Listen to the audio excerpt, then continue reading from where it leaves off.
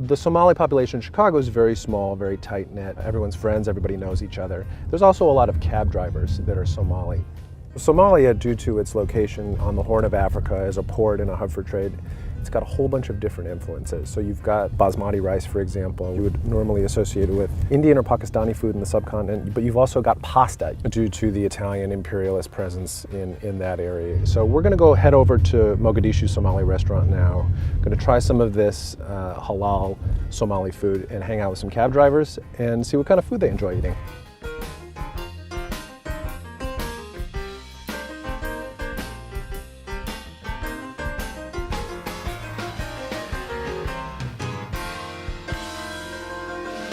So right now it's sort of in between breakfast and lunch hour here at the Mogadishu restaurant. So what I'm going to do is I'm going to get some breakfast and I'm also going to get some lunch, and maybe we can kind of observe the differences and try a little bit of both.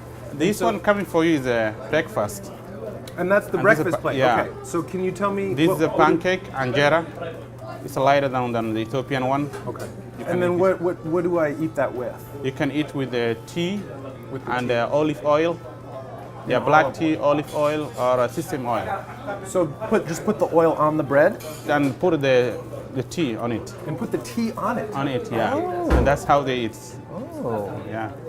Okay. And then you eat with your hand. Okay. Or if you need... Now we're talking. All Yeah. right, that sounds great. Lunch, you can order with the chicken legs or fish. Then yeah. I will have some chicken legs. Yes, chicken legs so.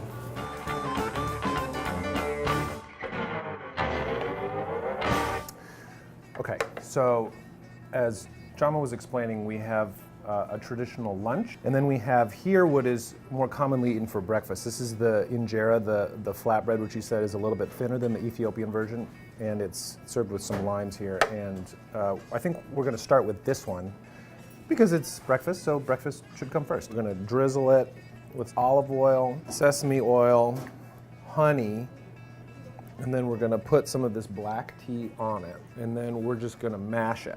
You're only supposed to do it with the right hand because your left hand traditionally in Arab culture is used like in the bathroom, used for a dirty business. So you're only supposed to use your right hand to do stuff where you're eating food. More tea.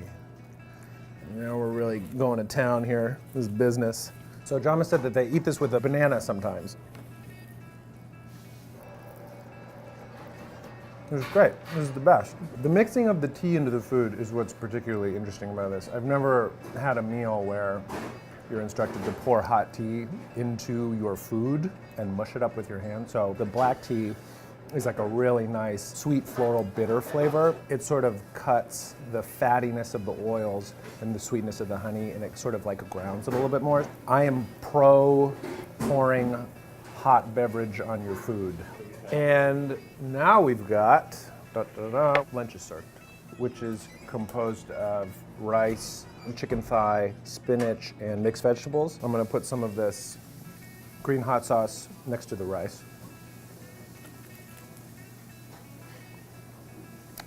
Whoa! You know the cartoon where you feel like suddenly the temperature rises in your face? Like a thermometer, that's how I feel right now. It's really, really spicy. It's really delicious. Okay, here we go. The chicken is really delicious. It tastes like really simple oven-baked chicken. It's really tender. The skin is baked tighter on the outside than on the inside, and it goes very well with a mouthful of rice and super hot sauce. The spinach is really delicious. I was expecting it to have kind of like a saag, an Indian saag taste, but it's not nearly as strong. It's much simpler, if that makes any sense. It's not overly seasoned, which is really nice. Jama, your lunch looks totally different than my lunch. Yeah, everybody eats different things, right? You can eat with me, no problem. I can? Yeah, you can. Are you sure? Yes, yeah. I would love to try some of this. Yeah, okay. you can do that. We usually eat in a gathering, you know. If I invite you to my home, you know, we come around and we eat together. That's really lovely. How, I really like that. How that's what they do, yeah. Cheers. So, yeah. Oh, that macaroni is delicious. A lot of people like our food when they come in, and I hope this will also spread to the other people. Here we don't have a big community of Somalis in Chicago. You do not? It's not very big community. I mean, compared to Minnesota. Maybe we could talk about this for 1 minute. So why Minnesota? That is a frigid hellscape. Minnesota, I hope, is the first state who accepted large number of Somalis. When we come here, people, they don't speak good English. Everyone want to say, where are you? I'm in Minnesota. So he want to move. It must be hard though because it's so cold. It's cold, but it's only for 3 months cold. The rest of the year is... Fair point. Yeah.